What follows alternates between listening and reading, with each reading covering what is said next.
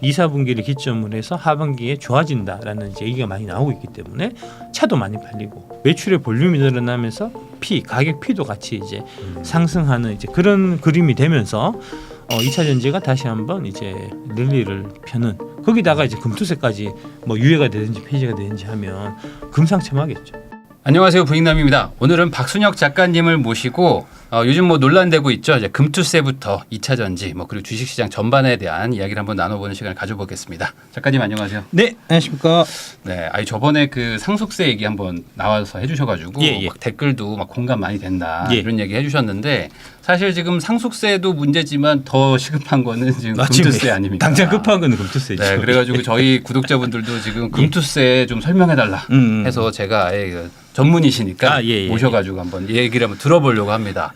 우선 이 금투세 이게 뭐 뭔지 간단하게 아주 설명 한번 해주시면 좋을 것 같아요. 그러니까 이제 금융투자 소득에 대해서 이제 별도로 모아갖고 이제 과세를 하겠다 하는 이제 그런 취지고요. 크게 보면은 이제 이 금융투자 특히 뭐 주식투자 관련해서는 이제 그 세금 체계가 거래에 대한 세금을 물리는 경우가 있고 이제 소득에 대해서 세금을 물리는 이제 두 가지 경우가 있고요. 양도 차익. 양도 차익에 대해서 그러니까 양도 차익에 대해서 세금을 물리는 게 이제 보다 선진적인 이제 과세 체계고 반면에 이제 거래에 대해서 이제 세금을 물리는 거는 이제 과거에 이제 지금처럼 우리나라가 이제 전산 같은 것들이 많이 발달되지 않았을 때 되게 좀 이제 그 징세의 편의를 위해 갖고 이제 만들었던 약간은 좀 이제 뭐 후진적인 개발도상국적인 이제 그런 방식이다라고 볼 수는 있는데, 근데 문제는 뭐냐하면 지금 이제 우리나라 그 조세 체계가 사실 아직까지는 후진적이에요.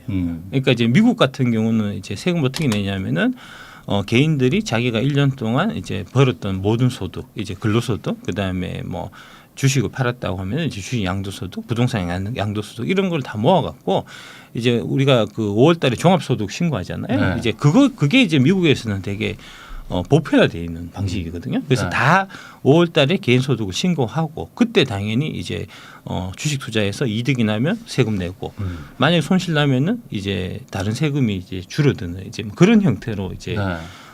돼 있는데 우리는 지금 징세 체계는 이제 좀 후진적인 이제 개발도상국적인 이제 그런 원천 징수 체계로 다 돼 있는데 이제 여기다가 갑자기 금투세라는 이제 선진적인 세제를 얹어버리니까 이게 이제 충돌이 일어나서 지금 이제 엉망진창이 이제 그런 상황이라는 말씀드릴 수 있고요. 이제 그 부분을 주로 오늘 이제 그 디테일한 부분을 주로 좀 말씀드리는 걸로 하겠습니다. 네, 그래서 지금 작가님께서 이제 PPT를 또 준비를 해주셔가지고 같이 보면서 이야기 한번 나눠보도록 하겠습니다. 일단 이제 이게 큰 틀에서 보면은 이제 최근에 그 한국 그 이제 뭐 윤석열 정부에서 이제 코리아 디스카운트를 해소하자라는 이제 코리아 밸류 프로그램을 이제 그 하고 있는데 이 코리아 밸류 프로그램하고 이제 금투세하고 완전 상극이에요.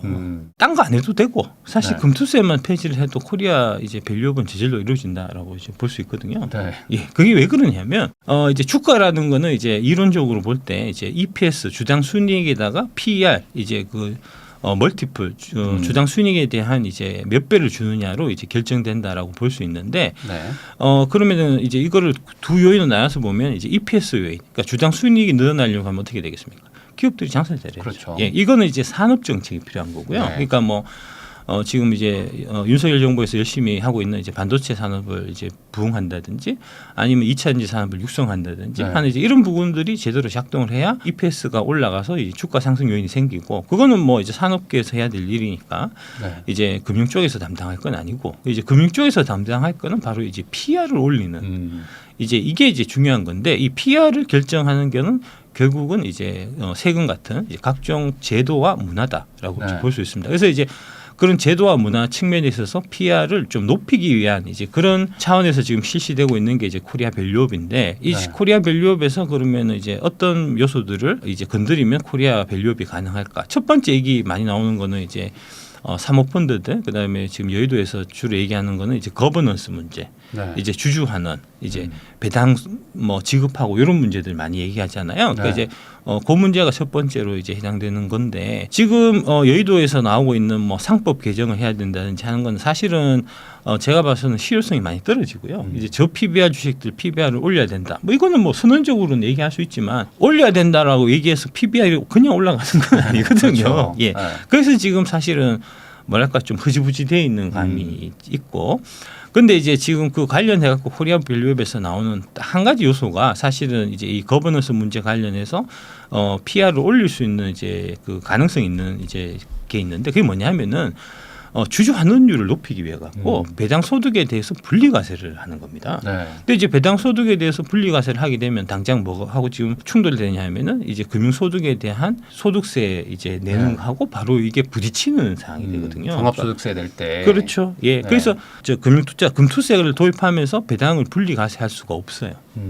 상충되거든요. 네. 그래서 이제 배당을 분리과세를 하려고 하면 그러면은 이제 금투세를 도입 안 해야 되는 이제 이런 문제들이 생기니까 일단 저 부분 그다음에 이제 세금 문제에 있어 갖고 지금 이제 부동산이나 비트코인이 지금 압도적으로 좀 유리한 이제 금투세가 도입이 되면 네. 안 그래도 많이 걱정하시는 분들이 이제 이거 부동산 쪽으로 이 정치 자금이 빠져갖고 부동산 쪽으로 가지 않겠냐.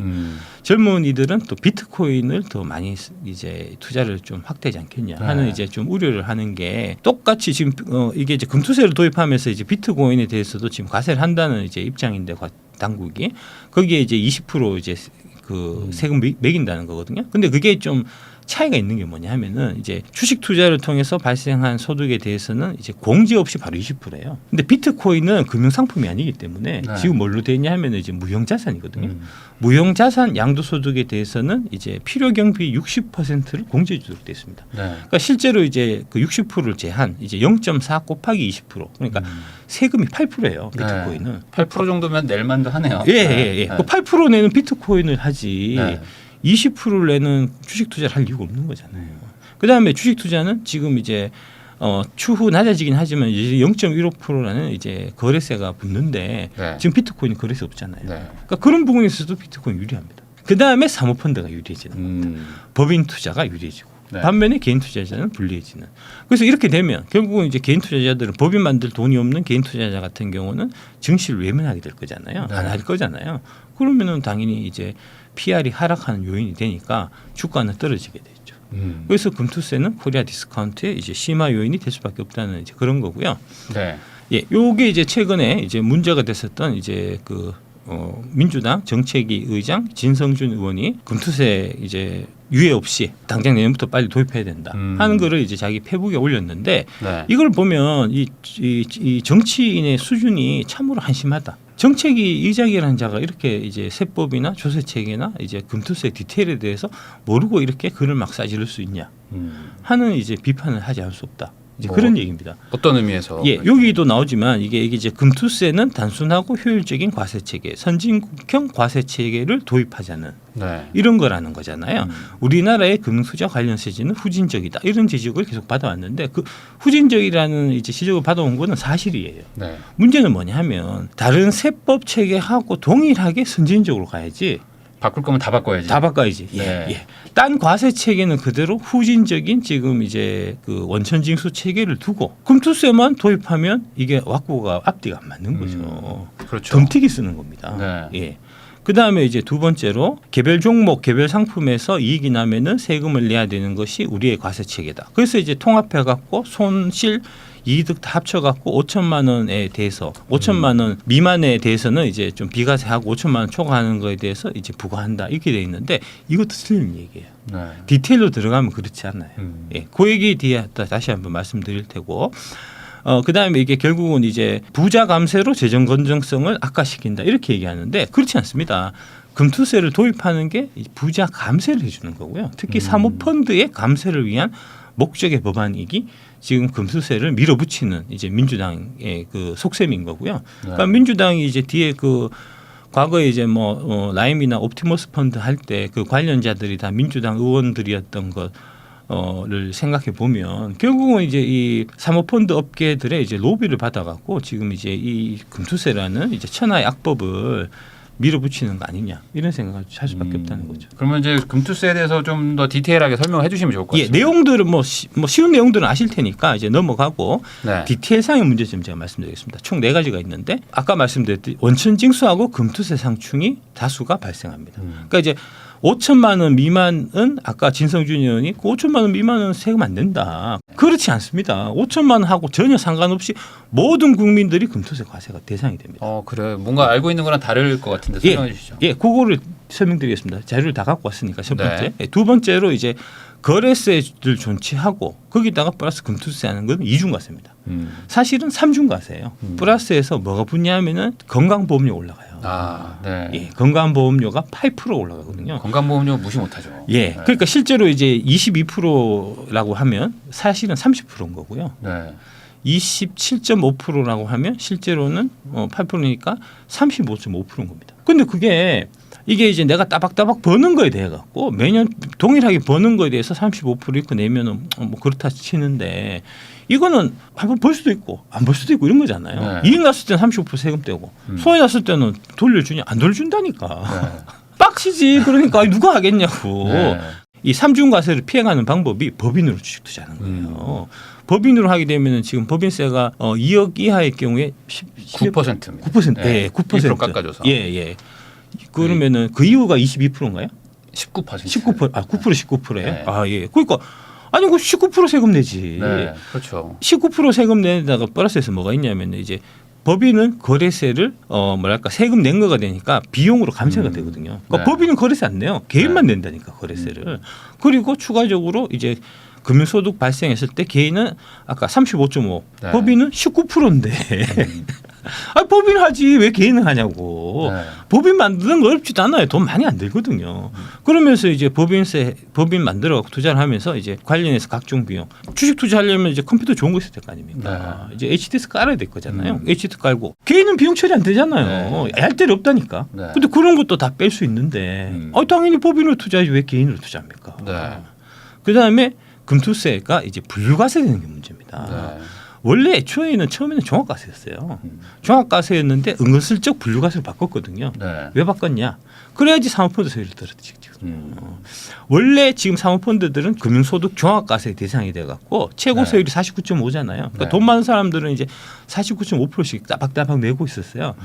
너무 많이 내니까 줄이고 싶은 거죠. 네. 그래서 금투세를 도입하고 그걸 분류과세로 보내갖고 22% 우리 개인들하고 똑같이 적게 버는 사람은 낮은 세율, 많이 버는 사람은 높은 세율 해서 이제 이게 조세의 정의, 소득 재분배 이런 게 있었는데 이게 금투세로 가게 되면은 그 조세의 정의나 그런 부분들이 다 사라지게 된단 말입니다. 네. 그걸 위해서 지금 저렇게 하는 거고요. 그다음에 네 번째로 이제 이 금투세를 도입을 하면 당연히 거래세를 없애야 되는데 지금 거래세의 0.15%는 절대 못 없애게 돼 있습니다. 왜냐하면 저 0.15%는 거래세가 아니고 농어촌 특별세거든요. 네. 그래서 농어촌 정치 단체들이 극렬 반대하기 때문에 저거 네. 못 없애요. 이 농어촌 특별세는 이제 부동산에도 있거든요. 예. 그래서 뭐 취득세. 네. 예. 아, 그러니까 아니 개인들만 호구야. 네. 그거 사실 법인세 그거 농어촌 특별세는 물려세 맞거든요. 네. 원래 그렇잖아요. 그건 뒤에 설명 다시 말씀. 그러니까 어쨌든 이 드리기를 하고. 세금이 이제 개인들한테 불리하게 돼 있다. 예. 그러니까 그 뭐랄까 열심히 이제 그 여의도 앞에서 데모하고 광화문 앞에서 집회하고 그러면 세금 깎아주고 가만히 있으면 가만히로 개호구 취급해갖고 이런 각종 세금 부담을 막 물리는 네. 그런 이상한 나라가 우리나라는 겁니다. 이게 이제 금융투자소득세의 이제 징수 납부 방식인데 보시면은 요 노란색 치는 부분 여기 네. 중요합니다. 그 기본공제를 적용한 후에 20%의 세율로 원천 징수를 해야 되는데 네. 여기 갈로 쳐놓은 이 부분 반면에 투자자가 선택하지 아니한 금융회사 등은 원천 징수 세액 계산 시 기본공제를 적용할 수 없다.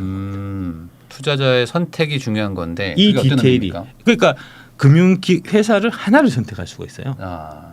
은행 하나, 증권 하나, 보험 하나 뭐 이렇잖아요. 네. 뭐 그다음에 이제 뭐 이제 또 얘기해 갖고 뭐 새마을금고도 들 수 있고 뭐 있는데 그런 전 금융사를 통틀어 갖고 하나만 적용할 수 있다는 거예요. 네. 그러면 나머지는 그냥 다 내는 세금을 거죠. 내는 거네요. 다 내는 거죠. 네.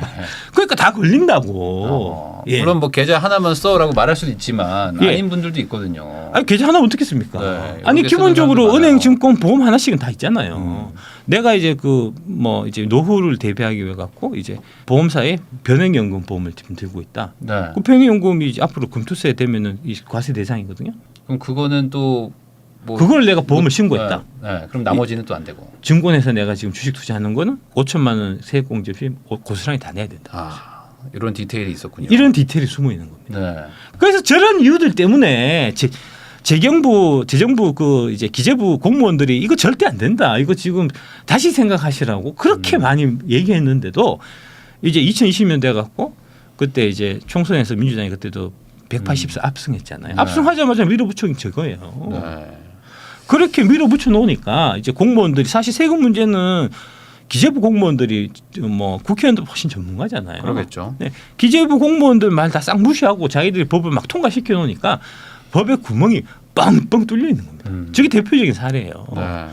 계좌 보유자별로 이제 원천 징수 세액 상당액에 대해서는 원천 징수 기간 중 인출을 제한할 수 있습니다. 이렇게 돼 있는데 네. 제한할 수 있는 게 아니고 그냥 제한이에요. 그러니까 내가 이제 5천만 원 그 신청한 그 계좌라고 하더라도 그 계좌에서 이제 주식을 팔아갖고 뭐 2천만 원 뭐 수익이 나 있는 걸 팔았어요. 그러면 이제 440만 원 해당되잖아요. 440만 원 부분을 일단은 묶어놔요. 무조건. 묶어놓고 쭉 지나가서 이제 그 6월 말에 딱 계산해 보니까 이게 이제 5천만 원, 그러니까 반기는 2,500이겠죠. 2,500만 원 미치니까 그러면 이거는 세금 안 내셔도 되겠습니다 하고 7월 달에 돌려준다는 겁니다. 그 사이에 어떤 일이 날 수도 있는데 무조건 6개월 무조건 묶이는 거예요. 양도소득 주식 투자에 대한 양도소득 체계를 채택하고 있는 모든 나라는 다 소득 신고하는 나라입니다. 네. 그러니까 내가 신고하면 그러면 금융기관들 자료 다 받아갖고 내가 다 합산해 보니까 이거 5천만 원 미만이네, 공제 미만이니까 안 내겠습니다. 신고하고 그러면 안 되고 이런 형태고 뭐 넘어가면 넘어간 거에서 내고 네. 뭐 이런 형태가 되니까 이게 자연스러운데 이거는 일단 원천 징수를 해갖고 세금을 뺏어 놓으니까 우선 잡아놓고 예. 뭐 재투자도 안 될 수도 있고. 네. 그러니까 이런 문제가 생기는 겁니다. 네. 이게 문제가 기본적으로 이제 각 금융사 간에는 이제 고객 정보를 이렇게 마음대로 주고받지 못하게 돼 있어요. 그러니까 삼성생명에서는 뭐 한국투자증권에서 이 사람이 주식 투자를 얼마를 해서 얼마가 이익이 나는지를 알 수가 없어요. 지금 여러분들이 단 하나의 이제 뭐 증권사나 은행이나 보험이나 딱 하나의 금융사만 거래하지 않는 이상은 모두가 금투세 대상입니다. 통과시켜 갖고 만약에 이제 내년 딱 되면 사람들이 이제 다 그 김어준의 그 겸손 힘들 이런 거 보고 거기서 이제 5천만 원도 안 되는 애들이 뭐 걱정하냐, 네가 5천만 원 벌 수 있을 것 같아, 다 그런 소리 막 하거든요. 그래서 자기는 대상이 아니라고 생각한단 말입니다. 네. 근데 실제 내년 딱 돼 보면 세금 막 땡기는 거예요. 세금 막 나가는 거예요. 그럼 민주당 지지자들도 뜨악하겠지. 네. 요즘에도 주식하시는 분들이 좀 많아져가지고 주식만의 문제가 아니에요. 이거는 이제 주식은 5천이지만 네. 이제 기타 다른 금융 상품들은 250이거든요. 그 다른 금융 상품이 뭐가 포함되냐 하면은 예금 말고는 다 포함입니다. 그래요? 예금 말고. 예금 말고 요새 ETF도 많이 하시고 네. ELS도 하시고 그다음에 뭐 채권 뭐 이런 것도 하고 이제 뭐 각종 펀드도 들고 하잖아요. 아까 이제 변액연금 펀드 그것도 펀드니까 그런 것도 다 하시잖아요. 그런 것도 일절 다 대상인데 그건 250이라니까요. 250. 그러면 그거 넘는 분들 좀 있을 텐데. 250 넘어. 250 안 돼도 다 낸다니까. 그래도 하나만 되니까 한 금융사만 내가 지정해서 네. 거기에서만 250이든 그러니까 A군, B군이 있거든요. A군은 네. 국내 주식, B군은 국내 주식 외에 다른 모든 금융자산은 네. 이제 세금을 내게 되니까 엄청나게 많이 해당될 겁니다. 네. 실제로 이제 지금 민주당 쪽에 뭐 지지하시고 하시는 분들이 이게 다 찬성하고 하시는 분들이 많이 있는 걸 알고 있는데 그거 통과되고 하면 당해보면 아마 찍는 당이 많이 바뀔 겁니다. 네. 이게 그러니까 생각보다 많은 사람들이 그렇습니다. 거의 상당수의 어떤 조금이라도 자산이 있으시면 거의 다 된다고 봐야죠. 대상이 될 수 있다. 그 뭐 나는 예금만 해. 네. 이런 사람 아니면 다 해당된다니까. 그런 사람이 뭐 많지는 않으니까. 많지는 않으니까요. 뭐라도 하시니까. 그러니까요. 거기서 다 걸릴 수 있다. 예. 네. 다음. 이제 실내를 한번 보여드리면 이제 금투세 도입되면은 해외 주식에도 원천 징수 시행되는 겁니다. 해외 주식도요? 해외 주식도. 네. 그러니까 이제 금투 도입되면 나는 미국 갈래. 아니라는 겁니다. 그런 분들 많은데. 당신들도 다 해당된다는 겁니다. 빠져나갈 수가 없네. 빠져나갈 수 없다니까요. 네. 이게 왜 이렇게 되는 거죠? 이게 이제 그 250만 원 원천 징수 이게 여기에 도입이 되거든요. 그러니까 지금 이제 미국 주식 하시는 분들이 좀 불만 있고 해도 그래도 이제 나중에 1년 지나갖고 한번 신고하는 이제 이런 네. 구조니까 크게 불만 없어요, 사실은. 돈 벌었으면 내고 뭐 250만 원 하고 뭐 또 미국은 좀 장분위기 좋고 하니까 좀 이제 세금 내고 하더라도 이제 좀 뭐랄까 상대적으로 조세지장이 좀 적은 편인데 네. 원천 징수되면 이게 달라집니다. 이게 원천 징수가 되니까. 네. 해외 주식에서 이제 만약 예를 들어서 상반기에 2천만 원 수익이 나고 네. 하반기에 손실이 났을 경우에 연간으로 하면은 1,000만 원 손실이기 때문에 세금 안 내거든요. 금투세 도입되기 전에. 2천 벌고 3천 까졌으니까 예. 안 내겠죠. 연간으로 11,000이니까 네. 지금 세금 안 낸단 말입니다. 근데 금투세 원천 징수가 도입이 되면은 이게 반기이기 때문에 네. 상반기 2천만 원 이익 났을 경우에는 플러스니까. 이제 플러스니까 원천 징수를 일단 세금 떼가고 그 다음에 이제 하반기 3천 마이너스 3천 났으니까 그거 돌려줘야 되는데 네. 안 돌려준다는 겁니다. 그럼 그 잡아놓은 돈은 어떻게 되는 거예요? 잡아둔 돈은 다음 해 5월 달에 내가 사실은 이제 이게 2천 마이너스 3천에서 총액 보면 마이너스니까 이거 돌려주세요. 네. 라고 신고를 해야 되고. 또 신고를 해야 돼요. 예, 신고하면은 언제 나오냐면 5월 말에 신고하면 7월 달에 지급돼요. 가뜩이나 지금 3천 까져가지고 원금도 없는데. 1년 있다가 돌려받는 그런 꼴이 되고. 그 다음에 그 신고 잘못하면 가산세 물 거고. 야, 그럼 이거 상반기에는 차라리 까지고 하반기에 벌어야 되나? 그러니까 손실난 계좌가 미신고 계좌일 수 있잖아요. 네. 내가 주식 계좌 2개 하는데 마침 그 미신고했던 계좌에서 이거 거기서 손실이 난 거는 커버가 안 된다니까요. 그건 또 안 돼요? 예. 한 계좌면 되니까요. 미쳤다니까 이게 지금 이 금투세를 진짜 뭐 하고 싶으면 하더라도 지금 이렇게 이제 엉망진창인 상태로 하면 진짜 민주당 앞으로 집권 못합니다. 그러니까 이게 지금 취지와 어떤 실제 현실의 어떤 괴리감이 엄청 크네요. 그렇습니다. 예. 그러니까 원천징수 안 맞다니까요. 계속 말씀드리지만 원천징수 하기 때문에 그래요. 사실 원천징수 안 해도 되잖아요. 이거 지금 이제 그 미국 주식 지금 하시는 분들 양도소득세 다 나중에 1년 뒤 지나서 신고해서 내잖아요. 금투세도 그렇게 신고해서 내게 하면 되거든요. 그러니까 저도 이거에 대해서 뭐 전문가는 아니지만 너무 그 좀 과도하게 막 미리 떼놓고 막 잡아두고 뭐 이런 것들을 왜 굳이 만들었는지. 그 왜 그렇겠습니까? 징세의 편의를 위해서. 불편하다고. 쥐들 세금 걷는 거 불편하다고. 그래갖고 세금이 많이 거치냐? 1조 3천 거치는 거예요. 1조 3천이면 껌값입니다. 한 해 세수가 우리가 400조 원인데.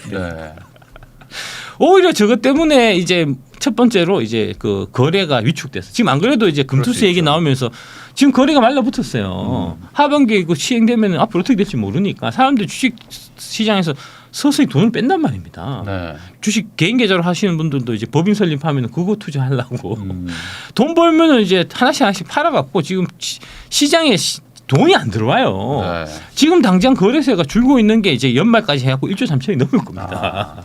그러니까 이게 오히려 그 버는 것보다 이제 빠져나가면서 거래 자체가 안 되니까. 예, 그렇죠. 그다음에 이제 그 사모펀드들 49.5% 세금 내는 분들이 22% 내는 거잖아요. 그 세금이 제가 계산해 보면 거의 한 3, 4조 줄어요. 금수세 도입하면 세수가 느는 게 아니고 오히려 준다니까요. 미국 사례하고 한번 비교해 보면 이게 좀 더 명확해요. 미국 아까 말씀드렸던 대로 이게 이제 종합소득 신고하면서 이제 사후에 내는 이런 구조거든요. 미국은 장기 보유 혜택이 있고 그다음에 이제 타소득과 정산을 해서 실제로 이제 주식 투자하시는 분들이 이제 내가 올해 막 근로소득이 많이 생겼어요. 그럼 세금 폭탄 맞게 생겼으면 내가 그동안 이제 주식 투자해갖고 좀 묵혀놨던 손해 많이 난 주식을 당일에 팔아갖고 세금 내거든요.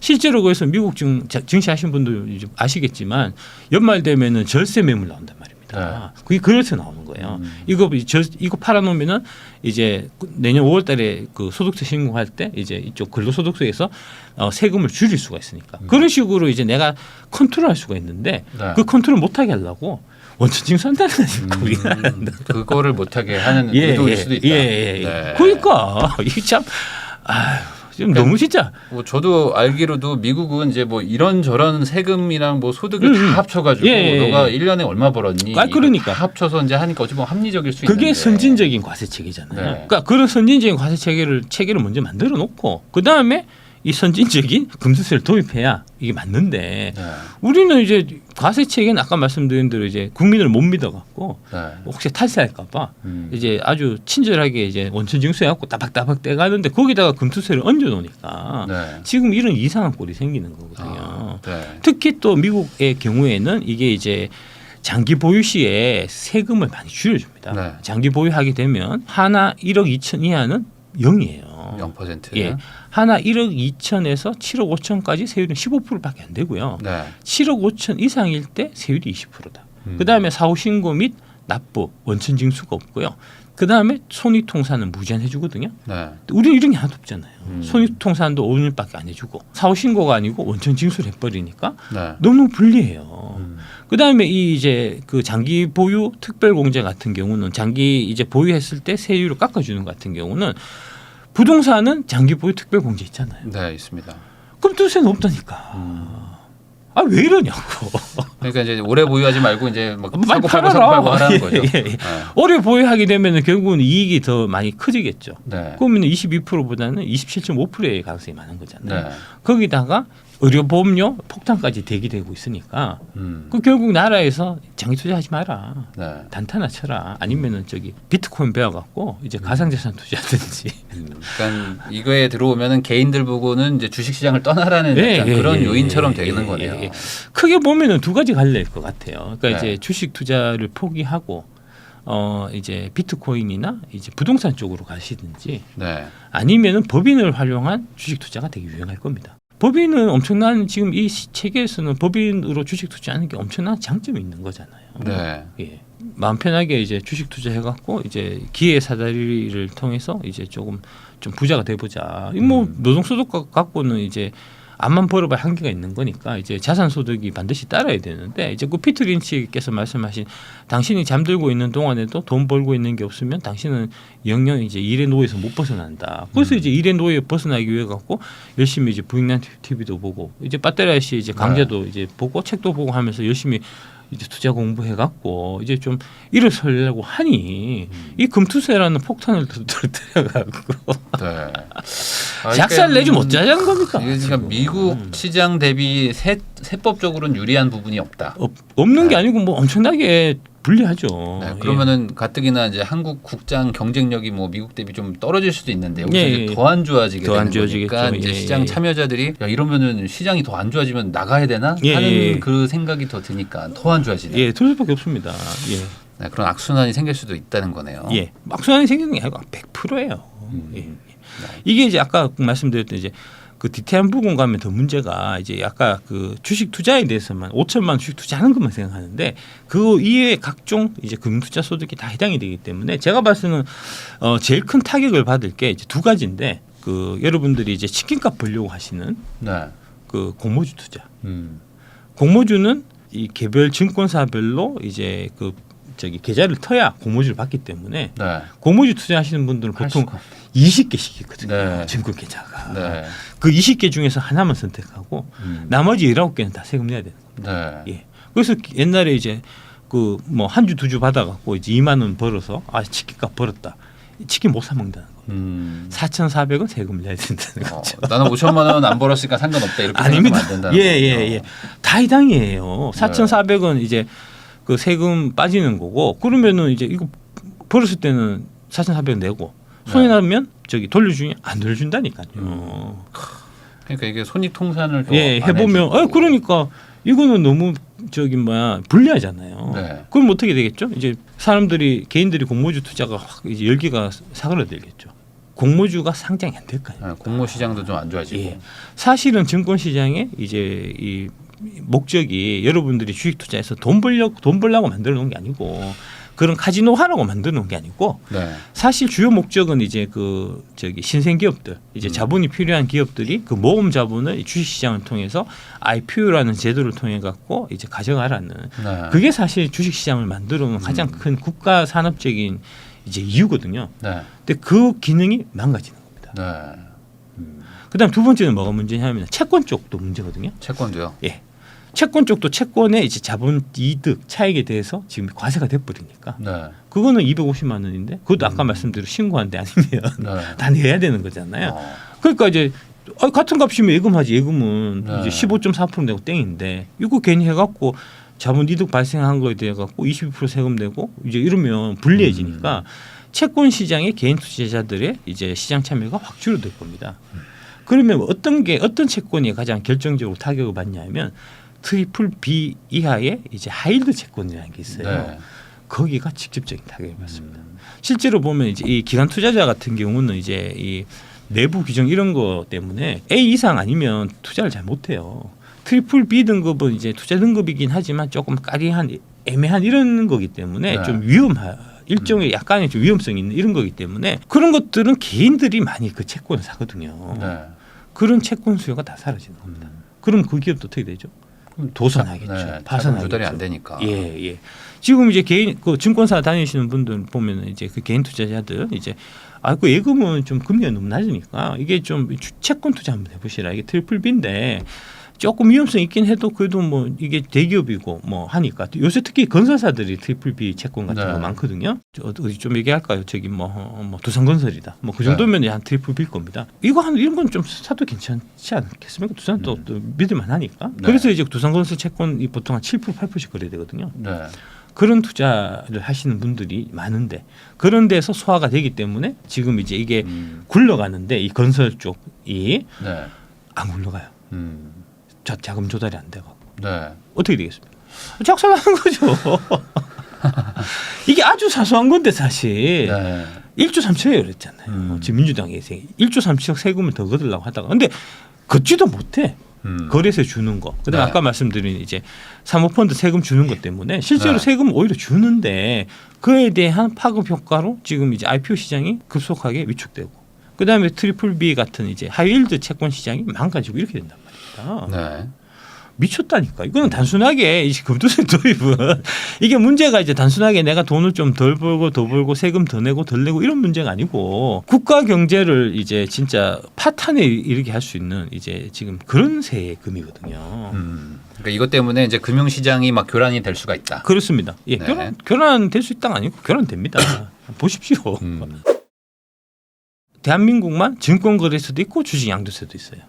미국, 일본, 영국, 프랑스, 독일 같은 데는 이제 지금 증권거래세는 없고 양도세만 있거든요. 반면에 중국, 대만, 홍콩, 태국, 싱가포르 같은 데는 양도세는 없이 다 거래소로 되어 있거든요. 이게 아까 말씀드린 이제 그 과세 체계하고 전반적인 과세 체계하고 다 이제 관련돼 있는 이제 그런 거고요. 근데 여기 보시면 이게 지금 이 세율이 이 증권거래세만 있는 나라의 세율이 중국이 0.1 대만이 0.15, 홍콩 0.1, 태국이 0.1, 싱가포르가 0.2%니까 우리나라가 지금 이제 앞으로 25년 되면은 이제 거래세가 0.15%까지 떨어진다는 거거든요. 0.15% 떨어져 봐야 그냥 대만 수준이에요. 그래도 높은 편이죠. 높은 편이에요. 아니 어차피 지금 세금 많이 내고 있는데 높은 세율로 우리가 주식 투자하는 사람들이 세금 많이 내고 있는데 왜 여기다가 세금 하나 더 얹냐고요. 사실 이게 뭐 어찌 보면 이중과세죠 이게. 이중과세입니다. 근데 아까 말씀드린 이중과세가 아니고 삼중과세라니까요. 이게 그 건보료 때문에.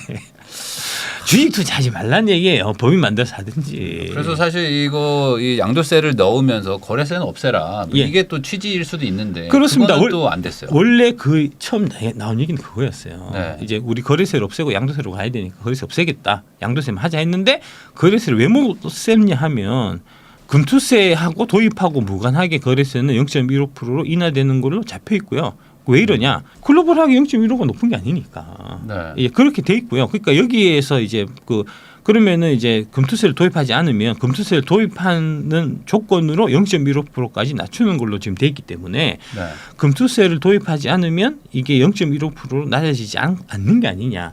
라는 식으로 이제 얘기를 하고 나는 이제 그래도 뭐 어차피 5천만 원 못 넘어갈 거니까 거래세가 줄어들게끔 금투세가 도입되는 게 좋다라고 얘기하는 사람도 있는데 안 그렇다는 겁니다. 그하고는 전혀 무관해요. 이건 법 다 통과돼 갖고 0.15% 가는 것까지는 다 예정이 돼 있는 거, 확정이 돼 있는 거고요. 다만 이게 금투세가 도입되게 되면 이 0.15%도 없애는 게 맞거든요. 근데 왜 못 없애냐? 코스피의 경우에 이 0.15%는 거래세는 빵이고 농어촌 특별세가 0.15%가 있는 겁니다. 이 농어촌 특별세를 없앨 수가 없기 때문에 금투세를 거래세를 못 없애는 거예요. 이 농어촌 특별세는 언제 생겼냐? 이게 1994년에 생겼고요. 여기 이제 밑에 낡은 세금, 농특세 또 10년 연장, 특급도 못 건드린 여야정해서 1994년에 우루과이 라운드 타결에 따른 농어촌 피해를 줄이기 위해서 10년 한시로 도입한 세금이 농어촌 특별세입니다. 이 농어촌 특별세가 어디에 과세가 됐냐면은 지금 주식 거래할 때 0.15, 그 다음에 부동산 취득할 때 취득세 얼마죠 지금? 지금 뭐 이제 3.3 뭐 이렇게 하는데 그게 그 면적이 또 큰 집을 살 때는 또 이게 붙어요. 그렇습니다. 그렇게 지금 돼 있거든요. 근데 이게 처음부터 잘못 간 거예요. 그러니까 이제 이 우루과이 라운드 타결돼서 이제 그러니까 관세를 이제 세계 관세를 다 이제 철폐하자 이런 거였거든요. 그러니까 관세를 철폐하게 되면 진짜 94년 당시에 당장 이제 그 농민들이 피해를 보니까 그럼 농민들 피해를 보존해야 될 거 아니냐. 그래서 그 세금 만들어 갖고 이제 농어촌 특별세라는 이제 세금을 만들어서 우리가 이제 농어촌 살리는데 이제 뭐 도움을 주겠다. 그러니까 너네가 좀 참아라 해서 통과가 된 건데 우리가 한 10년 정도는 지원을 지원하겠다. 그런 거죠. 근데 그거 10년을 지원을 하는 그 대상이 그러면은 그 우루과이 라운드 통과에 따른 혜택을 보는 데에서 세금을 걷어야 되잖아요. 네. 그게 논리적으로 맞잖아요. 정의롭잖아요. 그럴 수 있겠죠. 예. 네. 그러면은 수출 기업한테 걷어야 될 거 아닙니까? 법인세에다가 농어촌 특별세를 사실 물려야 네. 정상이다고요. 그때도 그 얘기 했었어요. 네. 그런데 왜 법인세 못 물렸냐? 저분들이 정치자금 주니까. 그러니까 이제 개인들한테 만만한 개인들한테 주식이랑 부동산에 매긴 거군요. 예. 그래서 만만한 개인들한테 주식이나 부동산에 매긴 겁니다. 네. 근데 이제 이게 10년 한시여서 이거 저도 기억나는데 이게 이제 30년 차 됐을 때 이제 그만하자고 이제 말하려다가 바로 연장. 30년 딱 됐을 때 그만하자. 이제 다 했잖아. 아니 지금 농촌 가면 사람 안 산다고. 지금 어촌에 누가 사냐고 이거 없애자고 했는데 얘들이 또 정치단체들이 또 우시우시 해갖고 이제 뭐 정치자금 주고 또 한 탄자리씩 하니까 사바사바 해갖고 여러분들이 전혀 모르는 사이에 작년 11월에 다시 10년 연장 통과됐어요. 야, 근데 이게 지금 규모가 6조 8천억이에요. 예, 원래는 3천억이었거든요. 네. 지금 6조 8천억이라니까. 와, 이 6조 8천억이 지금 근데 이게 또 특별세여가지고 다른데 쓰지도 못하잖아요. 다른데 쓰지 못해요. 그냥 농어촌 특별세니까 농어촌 발전위해 갖고 6조를 일단 보냈는데 쓸 데가 없어요. 쓸 데가 없어서 저거 아무나 막 갖다 쓴다니까 지금. 그러니까 요거 때문에 지금 거래세가 못 없어지는 거죠. 예. 미쳤죠 이게. 이게 너무하잖아요. 진짜 솔직히 너무하잖아요.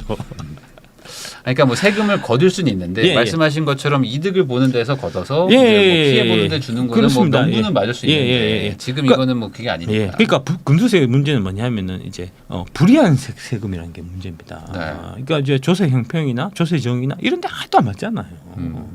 그러면서 이제 징세 당국의 편의를 위해 갖고 개인들을 이제 약탈하고 갈취하는. 아까 말씀드린 5천만 원 공제해 주겠다라고 하면 공제가 돼야 되는데 안 되잖아요. 원천징수 사기 때문에 안 되는 거거든요. 참. 이걸 조금 수정을 해야 될 것 같긴 해요. 수정 대대적으로 들어가야 됩니다. 사실. 그래서 이제 제가 드리고 싶은 말씀 이겁니다. 데모하면 세금 혜택을 주고 가만히 있으면 가만히 지급을 하니 가만히 있어서 되겠냐.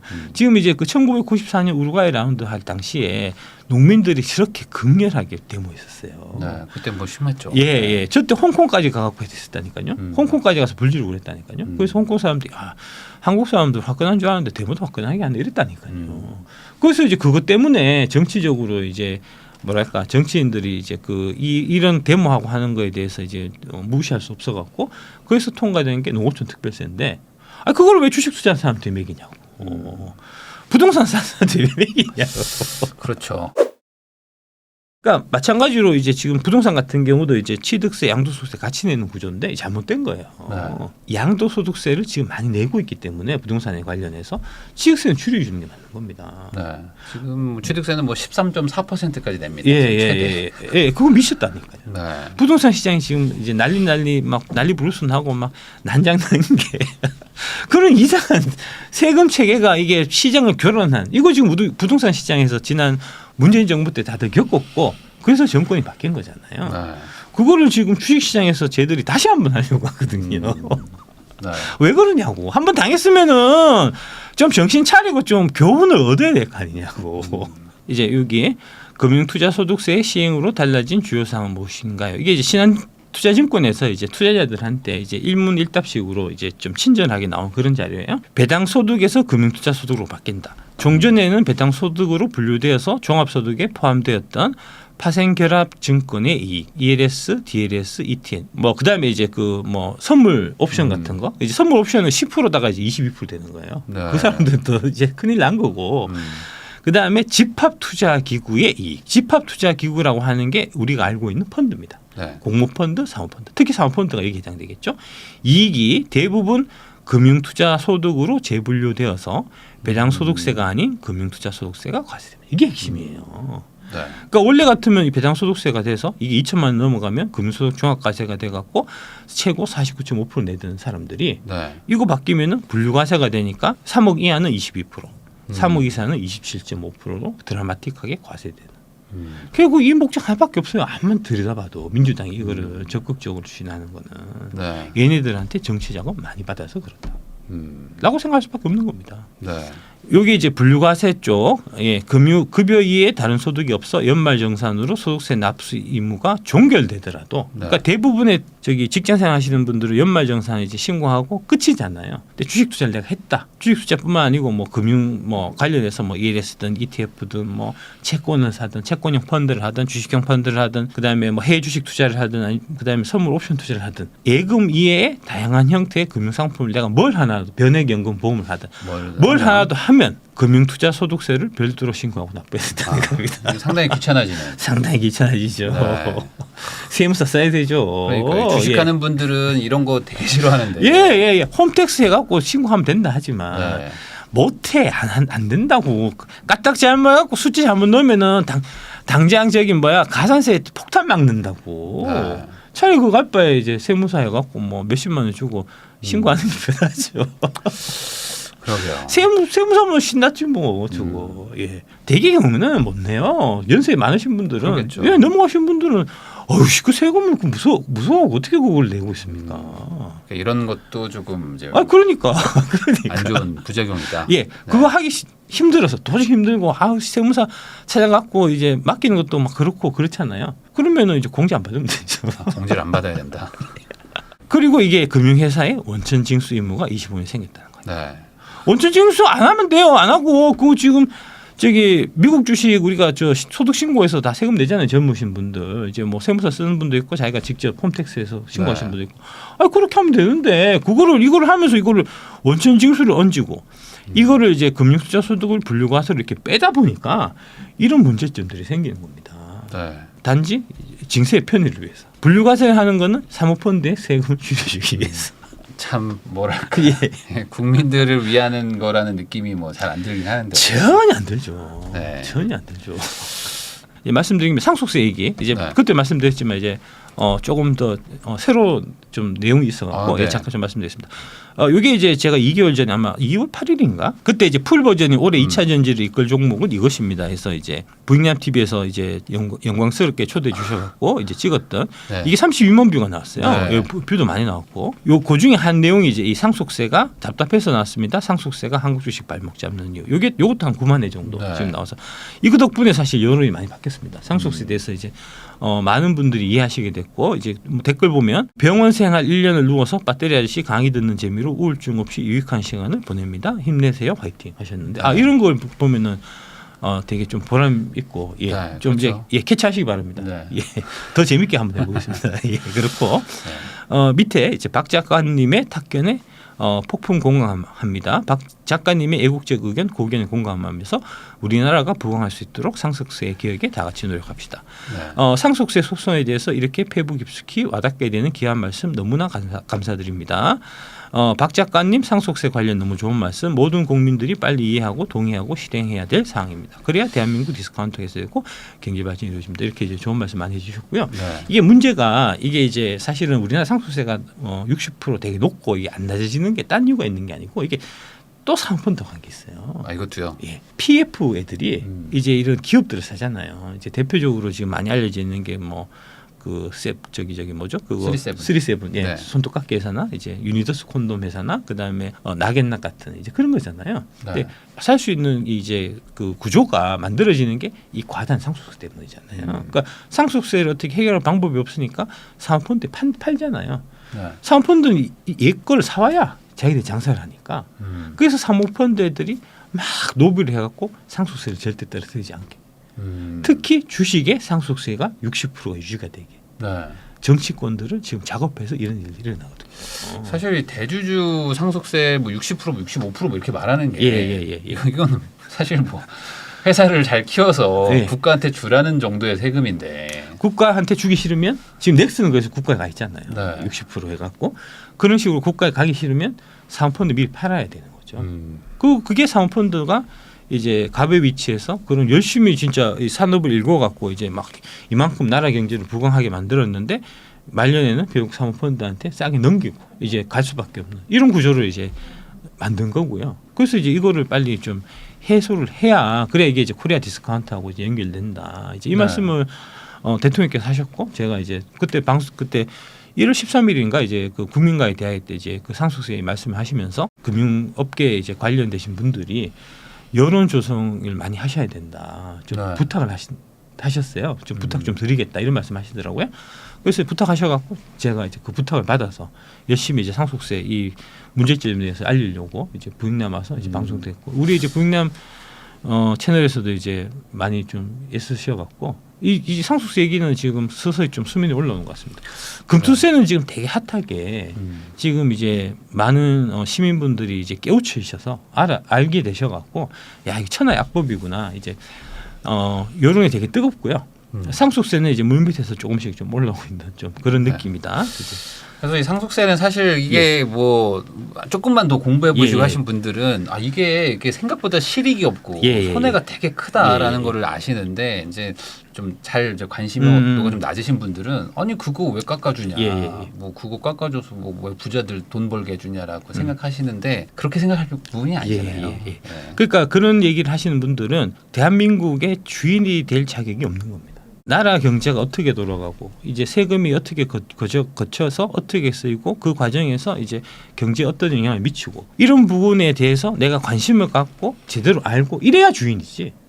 금투세 얘기하면은 야 너 5천만 원 벌 수 있을 것 같아? 이런 얘기 듣고 그냥 아무런 이제 비판 없이 이런 거 알아볼 생각도 안 하고 그냥 이제 그렇게 얘기하니까 그런갑다 하고 이제 누가 얘기 꺼내면은 왜 부자감세 얘기해? 뭐 이런 식으로 나오는 그런 사람들은 이 나라의 주인이 아니고 노예입니다. 노예 근성이에요. 고쳐야 됩니다. 정신 차리십시오. 이제 그런 말씀 드리고 싶고요. 실제로 OECD 국가 실질 상속세율을 보면 일본이 11%고요. 한국은 60이에요. 60%입니다. 프랑스가 11.25%고 미국은 40%좀 높은 편인데 대신에 미국은 부부 간의 상속세가 없고 부부 자녀에게 각 1,170만 달러까지 증여세가 면제되어 있다고 하는데 이게 이제 최근에 늘어갖고 이게 300억까지 늘었어요. 그러니까 300억까지는 세금 안 내거든요. 제가 알기로는 저희 물가랑 연동되는 거예요. 계속 올라가더라고요. 계속 올라갑니다. 그러니까 우리는 지금 24년인가 23년 전 거가 그대로 지금 유지가 돼갖고 원래 상속세가 이제 1년에 한 1% 미만 이렇게 내다가 그게 계속해서 이제 인플레이션 때문에 올라가잖아요. 지금 24년 전에 비해서 이제 재산이 개인 평균 재산이 3배가 늘었다는 거거든요. 근데 그에 따라 갖고 이제 구간을 3배로 올렸어야 되는데 안 올리고 그대로 둬버렸고 지금 4.6%가 상속된다는 겁니다. 이거는 원래 상속세가 이제 부자가 상속할 때 세금 좀 내고 상속해라 하는 그 취지하고도 전혀 안 맞는 거잖아요. 그렇죠. 이제는 약간 좀 꽤 많은 사람들이 내는 세금이 돼버렸으니까. 그다음에 이 문제 부부간 상속세가 없어야 됩니다. 아니 사실 내 돈이 네 돈이고 내 돈이 와이프 돈이고 와이프 돈이 내 돈이지. 그렇죠. 이거는 뭐 요즘에 어떤 여권 신장 이런 거랑도 아주 맞아요. 맞아요. 나는 진짜 돈 벌어갖고 버는 쪽쪽 와이프 갖다 주고 싶은데 상속 증여세 때문에 못 갖다 준다니까. 그렇죠. 6억이잖아요. 한도가 6억 되는지 안 되는지 보고 이제 거기까지밖에 못 주니까. 이게 말이 안 되지. 우리가 이제 일본 얘기하시는 분들도 많은데 일본도 세율이 55%지만 실질 세율이 되게 낮아요. 그래, 실질 세율은 11%밖에 안 됩니다. 비상장 기업은 80% 납세 유예를 해주고 5년 지나갖고 이제 조건을 충족을 하면 면제된단 말입니다. 그래서 11%밖에 안 돼요, 실제로. 우리만 60이라니까.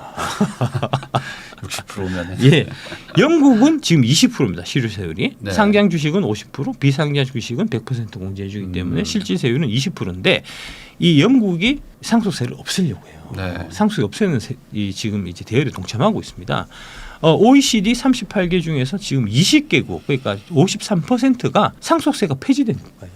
글로벌 스탠다드라는 겁니다. 상속세 폐지는. 71년에 캐나다, 79년에 호주, 80년에 이스라엘, 92년에 뉴질랜드, 그다음에 슬로바키아, 포르투갈, 멕시코, 2005년에 스웨덴이 폐지가 된 거고요. 오스트리아, 싱가포르, 그래서 싱가포르 2008년도에 폐지되고 지금 한국의 부자들이 상속세 무서워서 싱가포르를 이민가는 많이들 가시죠. 2014년에 노르웨이, 체코 이렇게 다 폐지가 되고 있는데 폐지 행렬에 다 동참하고 있는데 여기 있는 나라들이 이게 다 캐나다도 그렇고 그다음에 스웨덴도 그렇고 노르웨이 같은 경우가 대표적으로 민주당이 이상향으로 얘기하는 나라잖아요.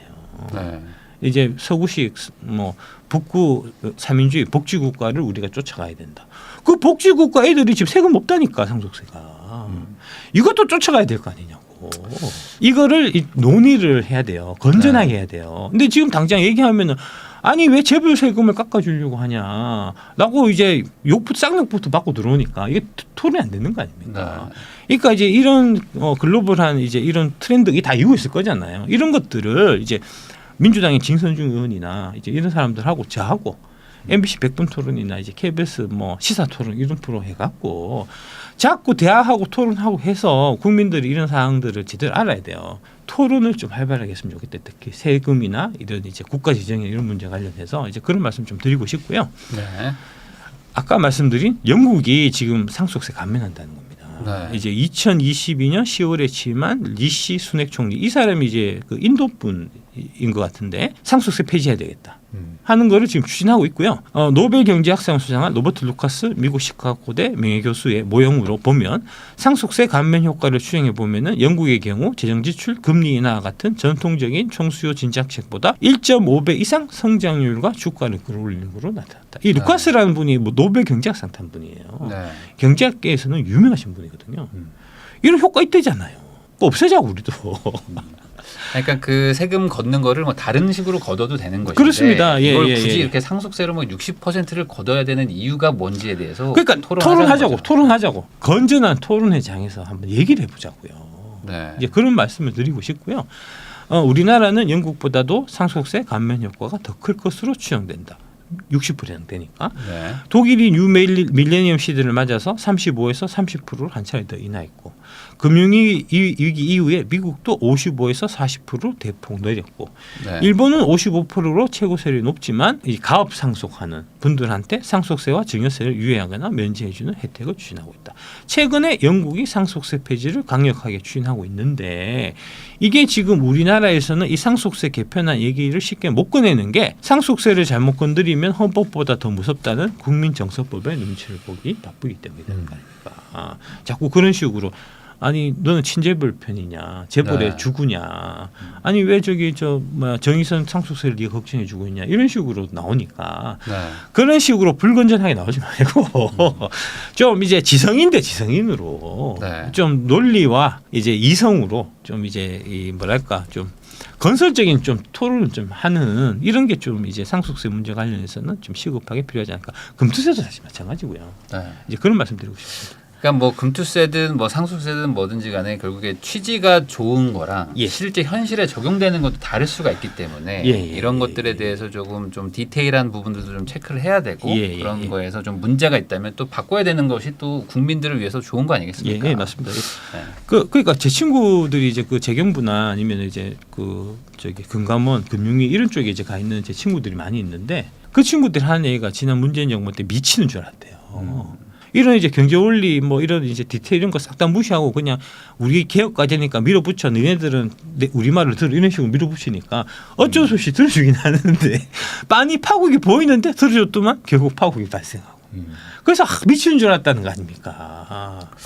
네, 그래서 뭐 지금이라도 뭐 문제가 있는 것들은 좀 고치고 또 이제 문제가 생길 것들은 미리 또 예방도 하고 얘기 좀 해보자고요. 그러니까 자꾸 이제 맡아도 해갖고 나쁜 사람 이제 몰아붙여서 파묻지 말고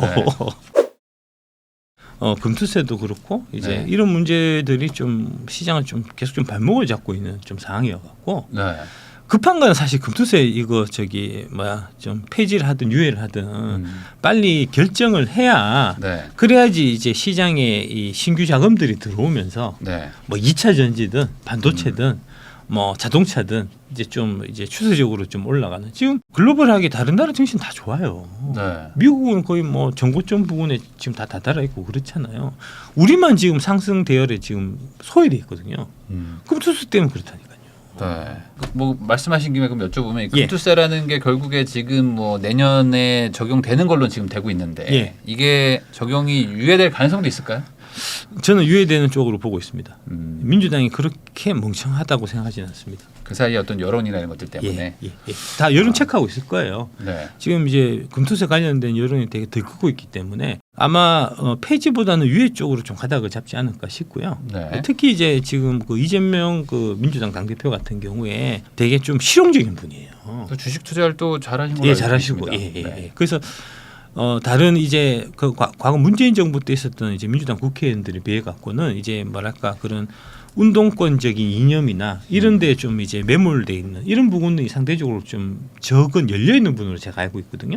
이제 경제적인 부분에 대한 특히 뭐 주식 투자 이런 거 과거에 또 많이 해보셨다고 하니까 그런 부분에 좀 식견도 있고 하기 때문에 22대 이제 국회 5월 30일 아마 열리는 걸로 제가 알고 있는데 이제 그 국회 개헌하고 하면은 이제 좀 민주당에서 좀 의견을 모아갖고 좀 유예 쪽으로 좀 가닥을 잡지 않겠나 저는 좀 그렇게 보고 있는 편이고요. 그러면 근데 지금, 이제 네. 뭐 그렇게 하더라도 그 될 때까지 우리는 계속 이제 쌍욕도 좀 하고 이제 데모도 좀 하고 아까 말씀드렸듯이 좀 해야죠. 네, 그러면은 반대로 이런 지금 금투세 영향이 가장 지금 이 주식시장에 큰 영향을 주고 있다고 보십니까? 아무래도 이제 개인 투자자들이 많이 갖고 있는 종목들, 그다음에 이제 장기 투자해 갖고 이익이 많이 나 있는 종목은 25년 되기 전에 한번 팔아야 되거든요. 아까 말씀드렸던데. 네. 원래 같으면 25년 발생한 그 이익에 대해서만 과세를 해야 정상인데 전산이 그렇게 안 돼 있어요. 25년 이후에 파는데 내가 예를 들어서 2020년에 사서 지금 이제 잘 사갖고 10배 올랐어요. 네. 10배 올라갖고 한 뭐 10억 이익 나 있는데 이게 25년에 팔면 사실 25년부터 발생한 이익에 대해서만 과세가 돼야 정상인데 네. 전산이 그렇게 안 됐기 때문에 개발이 안 됐기 때문에 5년 동안 10억 번 거에 대해서 바로 세금 매긴단 말입니다. 10억이면 27.5% 35%니까 3억 5천 나가는 거잖아요. 아니 그거를 어떤 미친 놈들이 그냥 들고 있다가 3억 5천 세금 맞겠습니까? 올해 연말에 팔겠죠. 연말에 되기 전에 팔겠죠. 그런 매물들 지금 알게 모르게 계속 나오고 있는 거거든요. 그러니까 매우 못 주는 거예요. 그러면 이게 유예가 된다고 하면은 다시 한번 좀 시장에 좀 지금보다 훨씬 더 그렇죠. 그러면 이제 이제 그동안 좀 주식 안 하고 좀 이제 그 뭐 어떻게 될지 몰라갖고 이제 장롱에 박아뒀던 돈 다시 꺼내갖고 들어가지 할 거 아닙니까? 네. 쭉 올라가겠죠. 그러면 이제 이게 또 저하고 연결되어 있는 게 이게 이제 금투세 폐지가 되면 자연스럽게 이제 그 배당을 많이 하는 기업들한테 배당소득 분리과세하는 이제 혜택을 주게 될 거거든요. 네. 배당소득 분리과세 혜택은 누가 이제 제일 좀 시급하냐면은 대주주들. 그렇죠. 예. 네.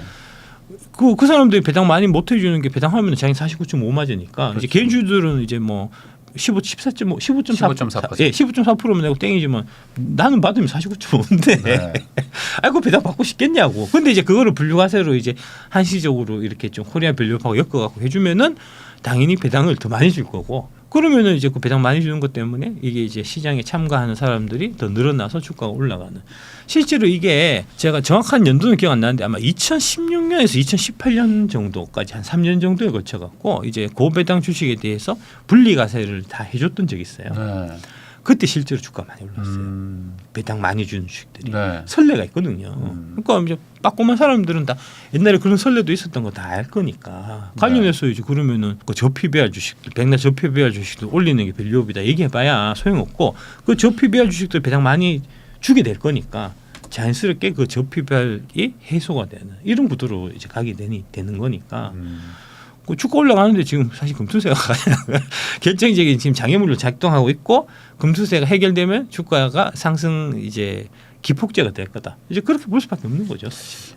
그러면 말씀하신 거를 들어보면은 예를 들어 뭐 대주주 지분이 좀 많은 그런 주식들 뭐 그런 곳들인데 또 현금 부여도 많이 하고 있고 이런 곳들은 어찌 보면 좀 배당이 만약에 분류가 되면은 좀 주가가 재평가 받을 수 있다. 그렇죠. 그거 한시적으로 해줄 거니까 이번 기회에 많이 좀 현금 좀 챙겨놔야 되겠다. 대주주는 그렇게 생각할 수 있잖아요. 그럴 수 있죠. 예, 그런 것들을 이제 되면은 이제 뭐 증권사 리포트 같은 데서 이제 이런 주식들 주목해라. 이제 그 추천주 나오고 가겠죠. 네. 뭐 그런 것도 다 올라갈 거예요.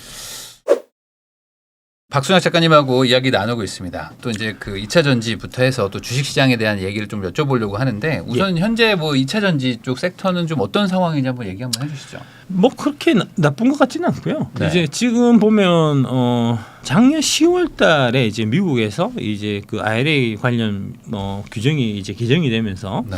자동차를 살 때 사고 나서 1년 뒤에 세액 공제를 이제 신청하는 이제 그 구조에서 2024년부터는 이제 사면 바로 세액 공제를 주는 대략 한 1,500만 원 이제 그 주 별로는 이제 추가적으로 더 얹어주는 데로 있어갖고 가장 많이 주는데 한 3천까지도 주거든요. 네. 이제 그런 부분들은 내가 살 때 바로 받으니까 이제 23년 4분기에 차를 안 사고 24년으로 2월 됐던 이제 그런 수요들이 많이 있었거든요. 네. 이제 그런 영향 때문에 23년 4분기 그게 이제 1분기까지 그 여파가 좀 이어진 거고요. 그다음에 이제 신차 출시를 23년 그 하반기에 신차 출시하려고 미국에서 계획했던 게 24년으로 다 넘어갔고 그게 1, 2, 3월 달에는 이제 뭐 GM이나 포드나 각 이제 개별 자동차 메이커들에서 이제 좀 디테일한 세부적인 문제점들이 있어서 이제 뭐랄까 이 신차가 출시가 안 됐고요. 네. 근데 그게 지금 다시 출시가 되고 있습니다. 얘기 나오고 있는 게 지금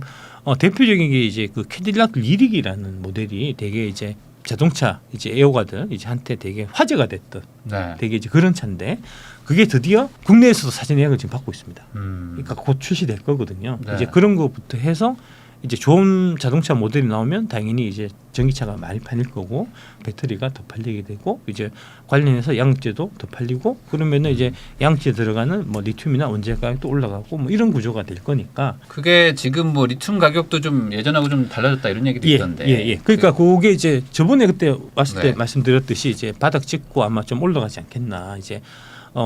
생산 원가 미치기 때문에 이제 생산을 지금 중국 인춘에서 이제 줄이고 있다는 말씀을 그때 2월달에 제가 드렸었거든요. 실제로 이제 그 이후에 대략 바닥에서 한 30% 정도 지금 가격이 올라와 있는 상태고요. 한 110 그 위안 정도. 네. 그때 제가 방송했을 때가 아마 80 위안 초반대였고 지금은 한 110 위안 정도가 돼 있는데 그 110 위안이 그때 말씀드렸던 그 이춘 지역의 대략 BP 수준이에요. 이제 110 위안까지는 올라왔고 거기서는 지금 추가적으로 못 오르고 지금 이제 횡보하고 있는 상태인데 여기서 한 단계 더 올라가서 이제 뭐 150 위안이나 뭐 200 위안이나 이런 식으로 되게 되면은 그때부터는 이제 우리나라 이 2차 전지 업계 특히 이제 양극재나 그다음에 에코프로나 포스코홀딩스 같은 이제 리튬 강호 업체들이 이익이 많이 늘어나게 되는 이제 그런 구도가 될 텐데 결국 그거는 아까 말씀드렸던 대로 이제 전기차가 얼마나 잘 팔리냐 네. 이제 이런 거하고 사실 연결돼 있고요. 작년 4, 4분기 올해 1, 4분기에 조금 부진했던 부분이 2, 4분기를 기점으로 해서 하반기에 좋아진다라는 이제 얘기가 많이 나오고 있기 때문에 그런 이제 스케줄도 가게 되면은 차도 많이 팔리고 매출의 볼륨이 늘어나면서 가격 P도 같이 이제 상승하는 이제 그런 그림이 되면서 2차 전지가 다시 한번 이제 랠리를 펴는 거기다가 이제 금투세까지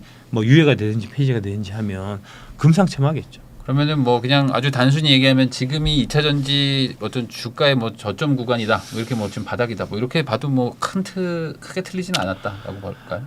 책임지기 싫어갖고 물론 여기서만 이렇게 조정은 있을 수 있지만 그래도 거의 바닥권 아닐까 저점 싶습니다. 구간. 예. 어쨌든 지금의 어떤 뭐 힘든 구간을 지나서 앞으로 좀 약간 실적이 좋아질 수 있는 상황이다. 제가 이제 그 모든 댓글을 다 보거든요. 네. 특히 악플은 열심히 보는데 요새 악플 장난 아닙니다. 그렇죠. 네.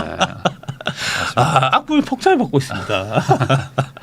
그럼에도 불구하고 어찌됐든 또 이제 뭐 믿고 가시는 분들이 많으시니까. 그래서 이제 뭐 그런 악플들을 보면서 네. 바닥이 멀지 않지 않았나 하는 좀 생각을 개인적으로 네. 하고 있고요. 네. 보통 이제 그런 댓글이 많이 달리고 막 악플이 많이 달릴 때 어찌 보면 시장의 반응이 안 좋을 때가 뭐 저점일 때가 많기도 하니까. 그런 얘기가 있어요. 이제 그 주식 시장의 주가의 바닥은 이제 네. 끝까지 이 주식을 미련을 안 버리고 들고 있다가 마지막에 도저히 못 견뎌 갖고 파는 그 한 사람이 바닥을 만든다. 네. 이제 이런 얘기가 있거든요. 지금 이제 2차 전지 주식을 작년에 좀 고점에 사서 이제 물려 계셨던 분들의 지금 마음 심정이 좀 그런 거 아닐까 그럴 수 싶어요. 있죠. 그래서 네. 이제 그분들이 참다 못 참고 이제 앞으로 빠따리하시는 이제 유튜브 나올 때마다 내가 악플 달아야지 마음 먹고 이제 팔고 며칠 지나서 이제 올라가는.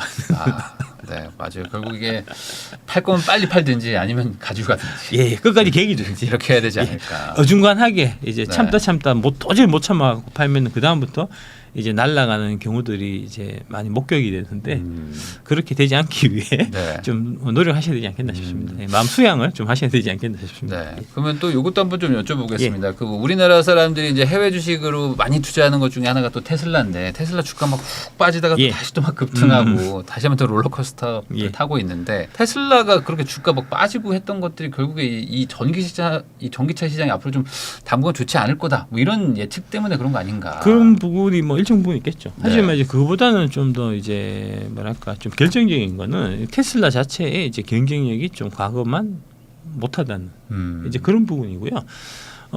제가 지금 그 1년 전쯤에 이제 테슬라는 망할 겁니다라는 제목의 이제 쇼츠가 올라온 게 있는데 네. 그게 이제 최근에 드디어 200만 뷰를 돌파를 해서 네. 210만 불을 향해서 막 달리고 네. 있거든요. 최근에 테슬라 주가 그것도 많이 빠지면서 네. 그게 다시 재조명되고 있어요. 거기 이제 주요 내용이 뭐냐 하면 이제 테슬라는 지금 가장 큰 문제가 단 두 모델밖에 없는 게 가장 큰 문제다. 과거 이제 자동차 산업의 역사를 이제 보면 이제 그 토요타의 이제 코롤라인가 하는 네. 모델이 있어요. 그 모델이 이제 그 전 세계에서 가장 많이 팔렸던 베스트셀러 뭐 10몇 년 했던 이제 자동차인데 그게 대략 한 100만 대 정도 팔렸어요. 23년도에 그게 이제 세계 1등이 역전이 됐는데 그 1등 한 차가 모델 Y입니다. 네. 그러니까 무슨 얘기하면은 모델 Y가 지금 팔 수 있는 한계치 왔다. 그러면 그 이후에는 더 팔려고 하면은 가격을 낮출 수밖에 없는 이제 그런 구조가 되니까 이게 이제 마진 압박으로 가서 매출이나 이익이나 이런 데 좀 실제 타격을 오지 않겠냐 하는 얘기를 제가 이제 말씀드렸는데 네. 그게 이제 올해 1, 4분기에 그대로 나타나서 이제 테슬라 아마 설립하고 나서 역성장은 처음 아닌가 싶어요. 역성장했거든요. 네. 근데 지금 현재도 테슬라 PER 한 60배가 넘어간단 말입니다. 네. 그 미국의 이제 그 빅테크 기업들이 뭐 PR이 전반적으로 한국보다 높긴 하지만 60 가는 건 없어요.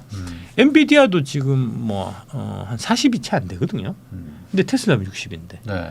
성장성은 지금 마이너스니까 좀 이제 위기 상황이다라고 좀 말씀드릴 수밖에 없고요.